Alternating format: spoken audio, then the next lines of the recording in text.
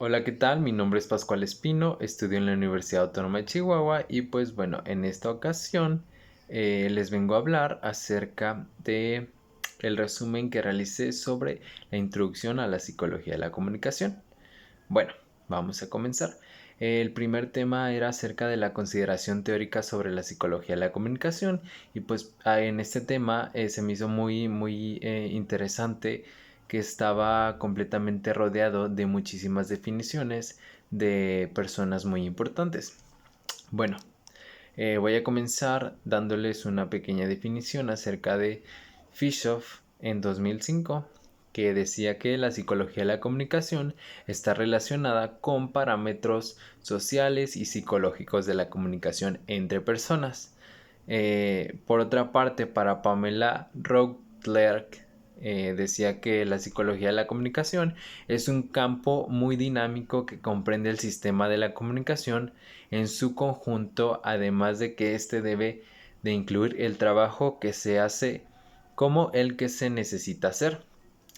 Y Jackson no se quedó atrás, ya que en 2004 mencionó que existen tres criterios de aproximación a los medios.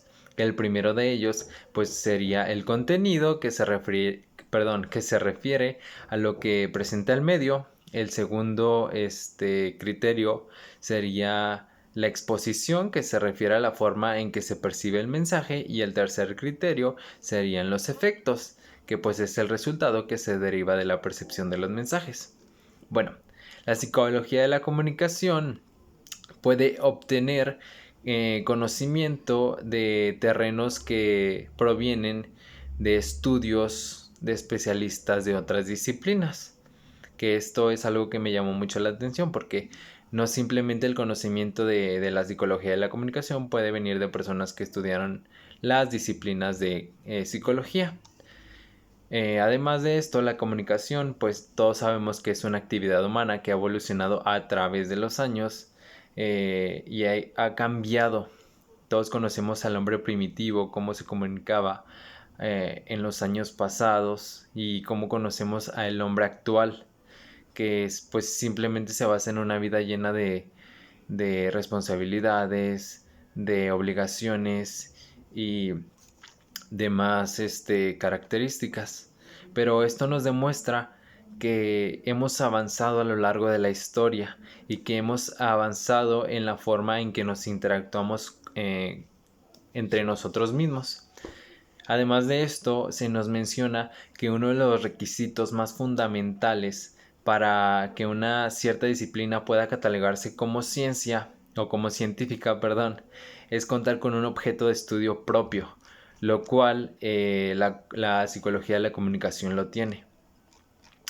Y bajando un poquito más abajo, se nos habla acerca de la docencia e investigación de la psicología de la comunicación. Actualmente existe un sinfín de escuelas o de colegios o de partes, un sinfín de partes en el mundo, las cuales se encargan de mostrar o de enseñar algunos de los aspectos fundamentales acerca de la psicología de la comunicación. Existen carreras, materias y un sinfín de escuelas, como les decía, y algunas de ellas son la Ilmenau, también la CESCOM, la Psychology Program, que esa no es una escuela, es un programa. También algunas escuelas rusas, programas de otras partes del mundo, pero pues bueno, estas son algunas, por mencionar algunas de las escuelas o de programas que se encargan de los estudios de programas relacionados. En estas escuelas o en estos programas podemos aprender acerca de la comunicación humana, sobre la metodología, sobre las técnicas de investigación, sobre la comunicación verbal y sobre la no verbal, también sobre la comunicación intercultural, sobre las similitudes interactivas, las emociones, la psicología positiva, sobre la salud en cuestión con las conductas. Salud en cuestión con las conductas, ya sean agresivas, pasivas, entre otras más. Pero me pareció muy interesante. En la segunda lectura, el título era La interacción y la comunicación desde los enfoques de la psicología social y la sociología fenomenológica. Bueno, aquí se nos dice que la interacción es el cambio y la negociación del sentido entre dos o más participantes situados en contextos sociales. Sin duda, la interacción social y el acento puesto en la comunicación y la reciprocidad entre quienes promulgan, utilizan y constituyen los códigos y las reglas, según O'Sullivan en 1997. También se considera que la comunicación interpersonal se relaciona con la interacción, porque la comunicación interpersonal es la base de todas las comunicaciones humanas. Es un dato bastante importante que al menos desde mi perspectiva no lo conocía, pero me agradó mucho conocerlo, ya que pues nos damos cuenta de la importancia que tiene la interacción dentro de una sociedad y dentro del ser humano tal cual. Otros afirman que la psicología social, intenta comprender el pensamiento, los sentimientos o la conducta de los individuos mientras están influenciados por las presencias actuales, imaginadas o implícitas de los demás. Por otra parte, los psicólogos, la sociología social aborda que los temas relacionados a la influencia social y a la interacción, como la percepción social, la cognición social, las actitudes, las persuasiones, la socialización, las conductas sociales, entre otros temas.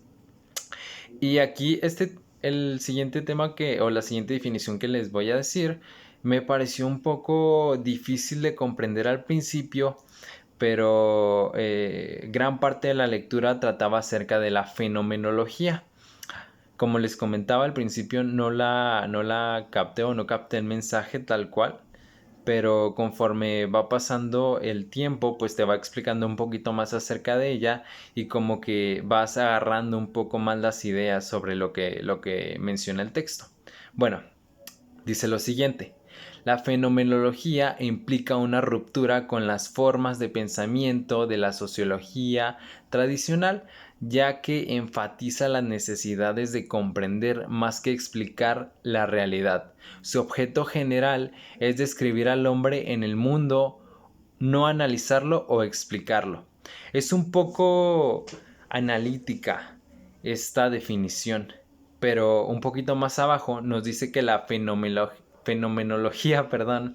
no parte de una tarea fundada, sino que de la observación, de la descripción del mundo empírico, la misma que provee de los elementos para la interpretación y su teorización.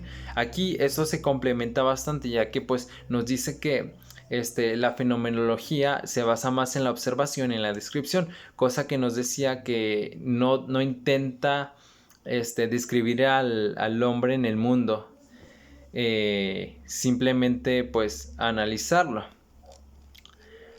Por otra parte, en el punto número 4 de esta lectura se llama una lectura de la interacción desde el enfoque psicosocial.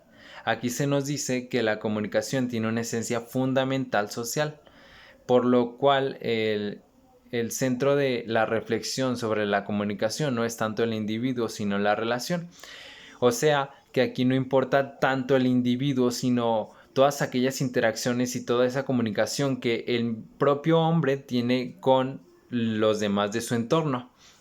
¿Por qué? Pues porque aquí nos dice que la psicología social considera 3 niveles de análisis, los cuales son la comunicación personal, que es el individuo propio, la comunicación interpersonal, que es el individuo hablando con otro individuo, y la comunicación en masas, que es el individuo hablando con muchos más individuos.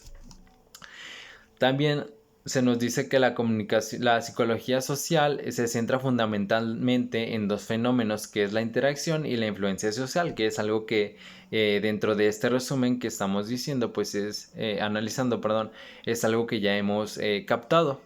Y además de esto nos dice que el hombre es un actor social que reproduce su contexto social a partir de sus interacciones cotidianas con muchas más personas dentro de una sociedad, que si lo relacionamos con todo lo que ya acabamos de decir, tiene mucho sentido. Y algo que me pareció sumamente importante y me gustó mucho fue lo que decían Berger y Luckman, ya que estos dos hombres decían que no puede existir en la vida, no puede existir en la vida cotidiana, no puede existir una vida cotidiana, perdón, sin interactuar con otros hombres. Y pues para cerrar, se nos dice que la interacción es siempre comunicación con otro distinto a uno mismo, y es mediante este proceso que los sujetos sociales adquieren capacidad flexiva para verse a sí mismos desde el enfoque psicosocial. Sin duda, la interacción es algo que ha llevado al hombre a desarrollarse de una mejor manera, tanto personal como socialmente. Y en estas dos lecturas, además de proporcionarnos escuelas o programas en donde podemos aprender un poco más acerca de la psicología social y todos sus elementos o todo aquello que lo rodea, pues nos deja una gran enseñanza o unas grandes bases para comenzar esta clase. Bueno, eso es todo por mi parte. Eso es todo por mi parte, perdón. Mi nombre es Pascual Espino y muchas gracias.